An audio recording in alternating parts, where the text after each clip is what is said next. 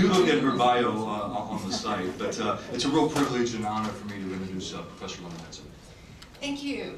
Thank you everyone for having me, and I'm going to be really energetic because we just had fabulous food. So what's happening now internally in our bodies is the sugar and the carbohydrates are melting into creating a syndrome that's called the afternoon nap. So how can I wake you up? Well, I can talk about sex and money, and that's really what immigration law boils down to. President Obama in the State of the Nation, the speech about the State of the Union this last week, devoted a couple of hundred words to immigration, but I think even more importantly, he put into the galley, looking over the speech in the Assembly, two young people.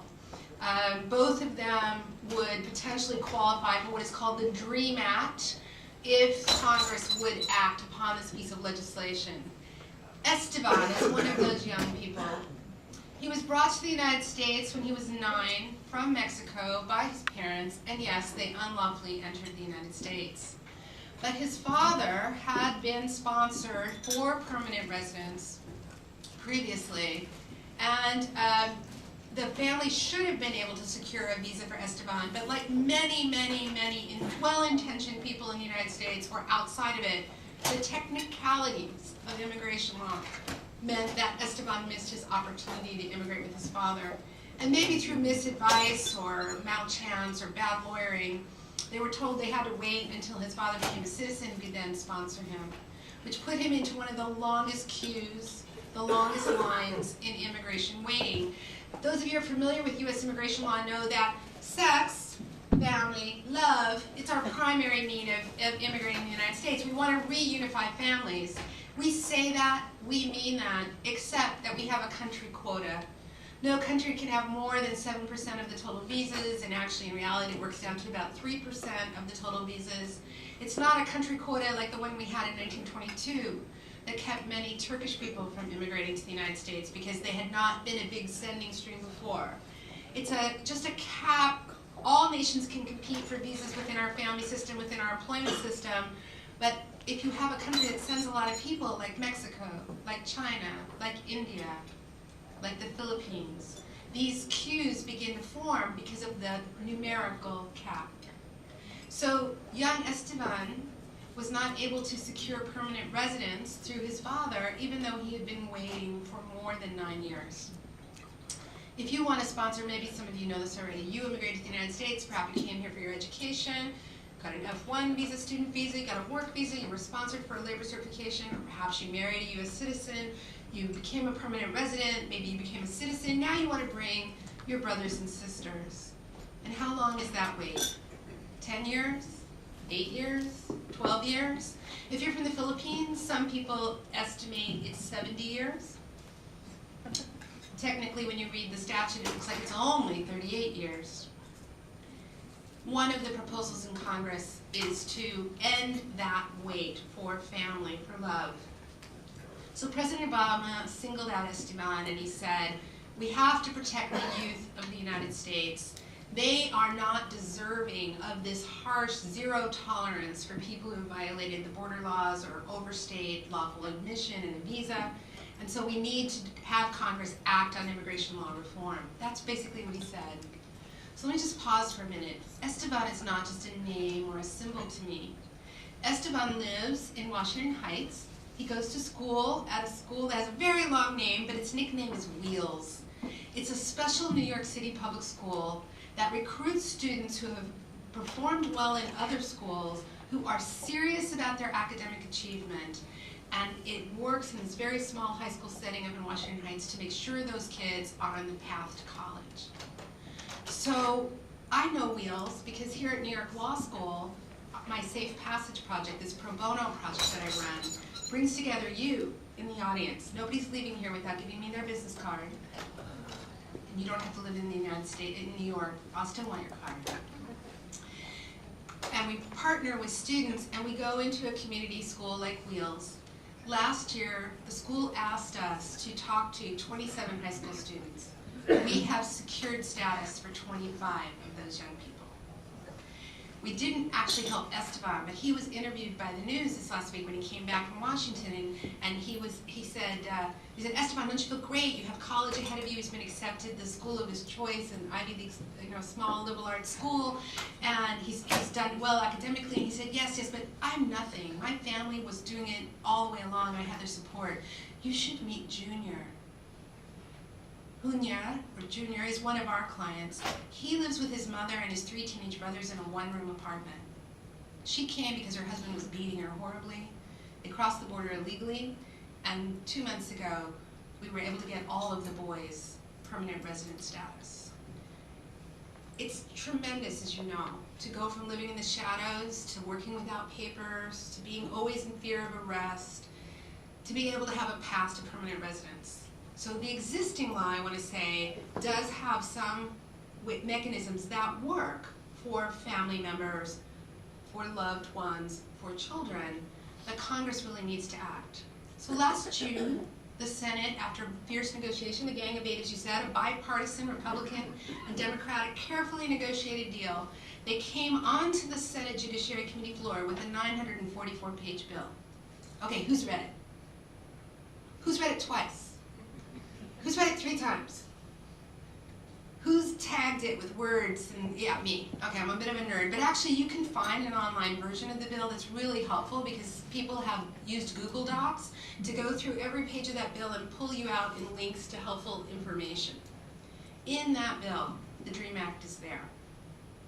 Basically, young people who arrive before the age of 16 and who have completed or are in the process of completing high school or going on to college or serving in the U.S. military, which, by the way, is very hard to do if you're undocumented. They don't, just like they don't want low IQ, they want people with some kind of status. Those young people would have a path to permanent residence. That bill has passed one house of Congress many times over the last 11 years. But each time it's prevented becoming a reality because in the United States we have a bicameral system. We need both the Senate and the House to approve that bill.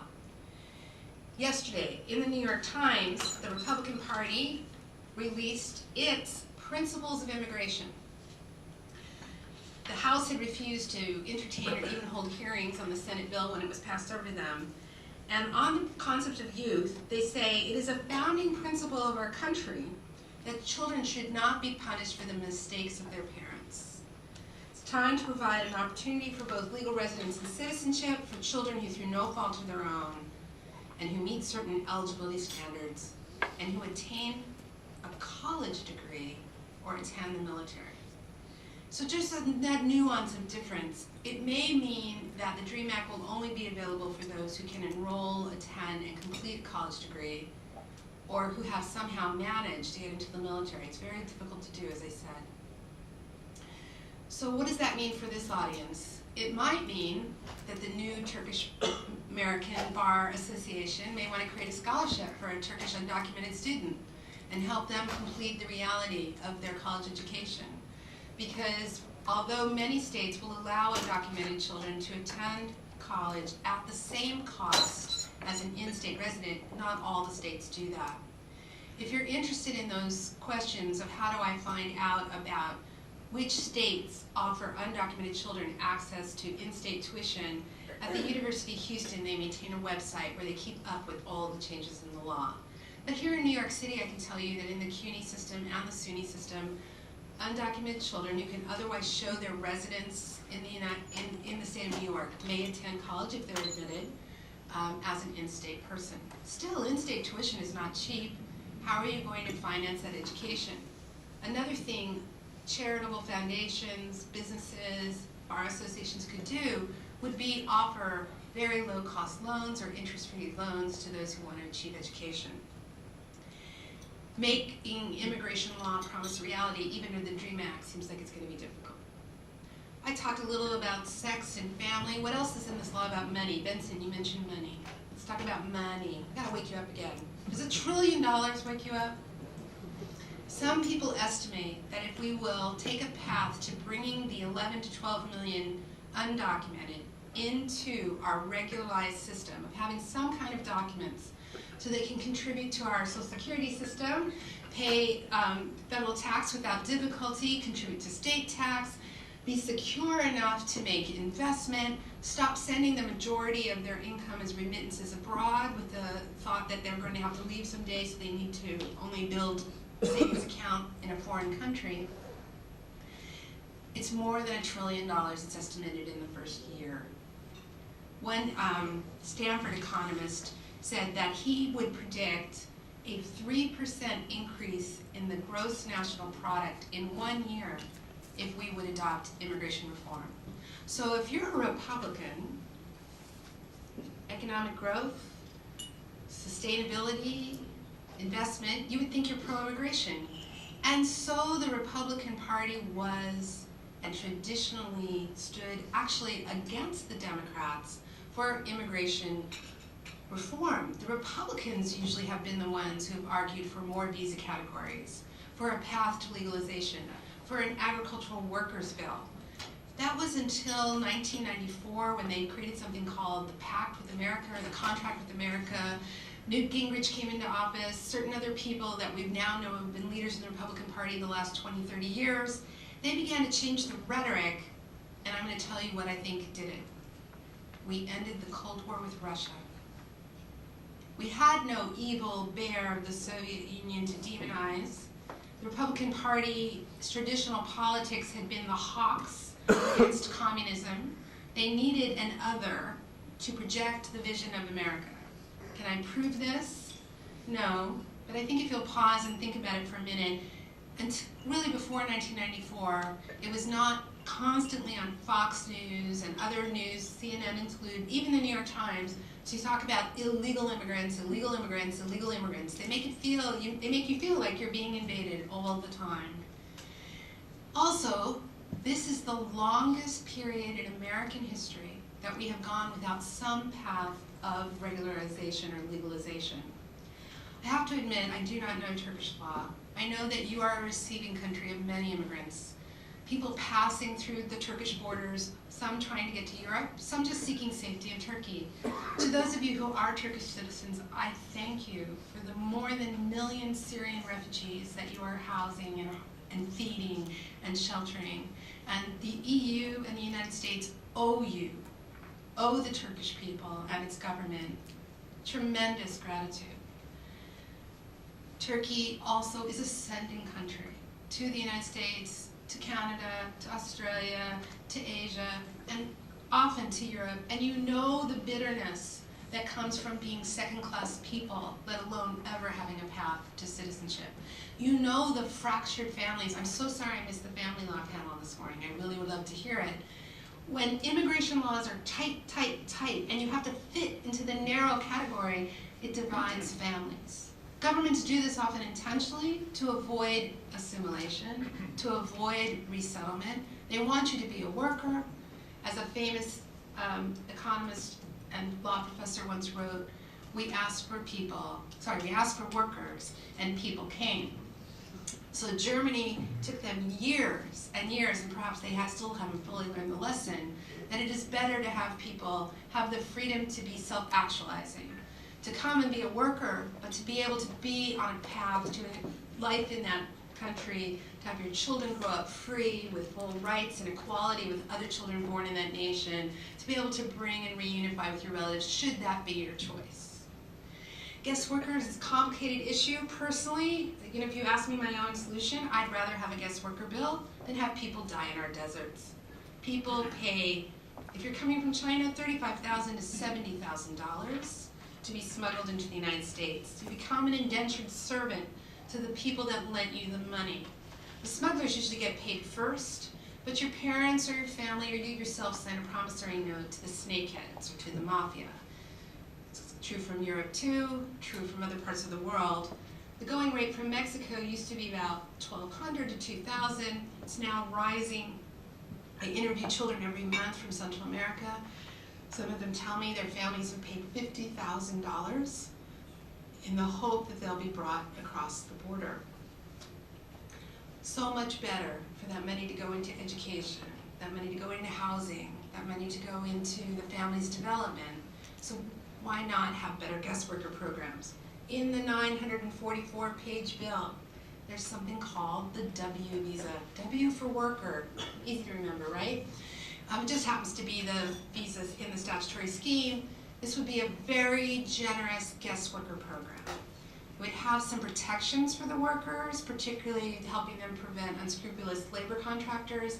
It's a little paternalistic. It has provisions such as a percentage of the payment that the employer is paying the workers go into a government bank account. It's not a permanent resident visa, but it can be renewed easily, and it's more flexible for business because it doesn't require as much testing of the U.S. labor market. It's just an acceptance that we live in a country of 350 million people, 150 million jobs at any given time, 7% or more of those jobs constantly in flux because it's itinerant labor like agriculture, ski resorts, the manufacturing industry has high and low peaks, so you don't always have everyone in a 9-to-5 job that they stay in for 30 years. There's labor movement. Let a W visa come. Nothing in the Republican system mentions a W visa. Instead, in the principles that they've articulated, they're talking about biometric visas. As some of you know, if you're a foreign national and you travel the country now, your fingerprints are taken. Your passport has biometric information in it. I personally think this is fine. We want to do biometrics. We're already pretty much doing it. We don't have an exit visa system. We don't track you as you go out. So they've said they've called for that for the last 17 years. I think we need to buy stock in the companies that are going to get this contract. There are 93 million non-immigrant entries to the United States each year. So if we're going to take the biometrics on every single entry and exit, somebody's going to make some money. Let's figure out who that company is and invest. Maybe that's a good idea. They also talk about employment verification and workplace enforcement. Jeff Pitts is really, to me, one of the national experts in this area. If you're representing a company that's being audited or wants to protect themselves from a potential audit, I don't know anyone, really, honestly, and I know you're my moderator here, and he used to be my student, but I've heard him speak on this topic. I've seen his written materials. His life experience, his experience with major U.S. corporations, really no one knows more. The Congress wants it to be an electronic system. Okay, fine, we use electronic systems to go to Target and buy Christmas gifts. Oh, wait. There was a few problems with that, weren't they? Our credit cards were hacked. But maybe we can use an electronic verification system as long as they really think about it carefully and properly. To Turkish people, this may sound ridiculous, but in the United States, it's estimated that only 14% of our population owns passports. We don't go anywhere. We're very parochial. More about reform, and then I'm going to stop. The other principle that the Senate bill contains within it that I think you've probably heard a lot about. There's a lot about business immigration in the Senate bill. I mean, there's beautiful things in the Senate bill. Please, it should become law. For example, you have a PhD from anywhere in the world, you can immigrate. Gee, I'm going to open a university in Turkey and offer PhD degrees. Well, I think what will happen is that the Immigration Service will quickly write regulations that say you have to be in an accredited university, it has to be a bona fide PhD degree, but great, the best and the brightest of the world, they'll be able to come. They won't necessarily have a job when they get here. Ask all the PhDs here who are underemployed, but they'll be able to immigrate. But the provision you may have heard about is this 13-year path to citizenship. They're using that phrase citizenship. They don't want to use the words amnesty or legalization. It's called RPI, Registered Provisional Immigrant.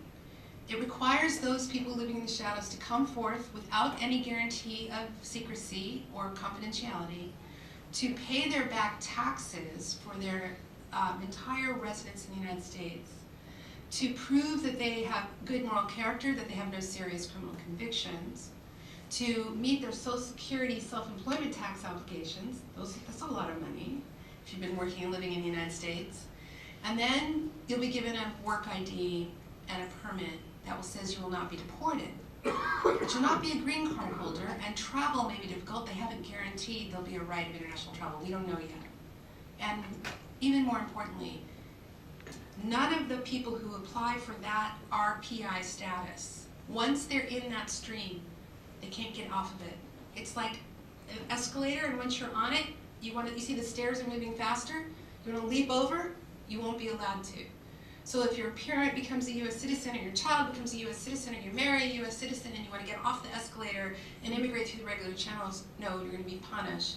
You're going to be on the slow, deliberate escalator called RPI.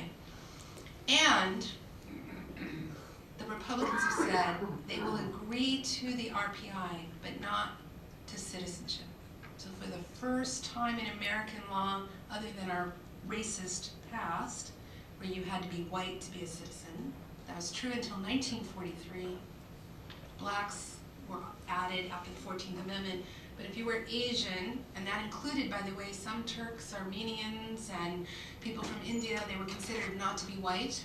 They couldn't become citizens. So, but really, since that ugly racist past, everyone who has come here, who is not dedicated to communism or committed an act of sabotage against the United States, one day could go from permanent resident to citizen. That is the nature of e pluribus unum. We are one people. We are a democracy.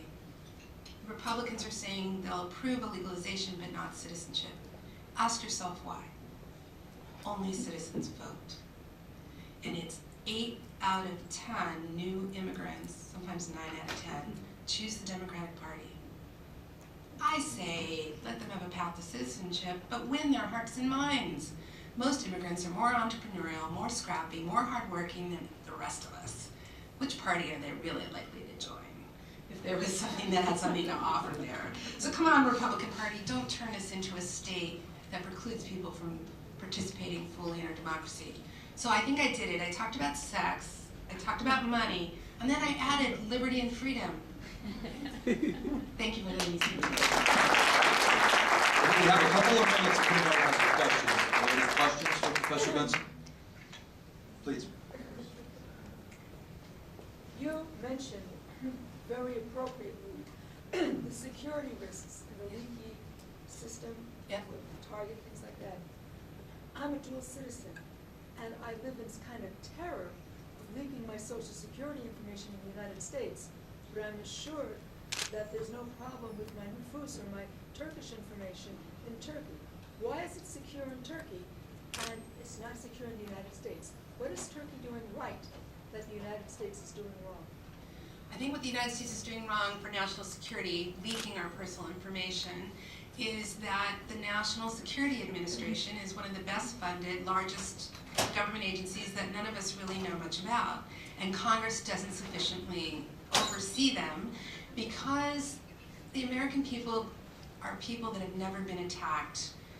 Wars that came on our shores came because we created them, really. The wars with the Native Americans, the wars with Mexico, the war with England. They didn't manage to reach Baltimore and DC. But after 9/11, the rhetoric of security and the fact that the attackers on 9/11 all entered the United States with visas, in status, with proper documentation, made it a buzzword. And let's be also honest, we don't have the Cold War anymore. So what is the industry that was in the defense industry going to do? Well, let's see, we have a war with Afghanistan and Iraq, but the biggest money in DC goes to private companies for security.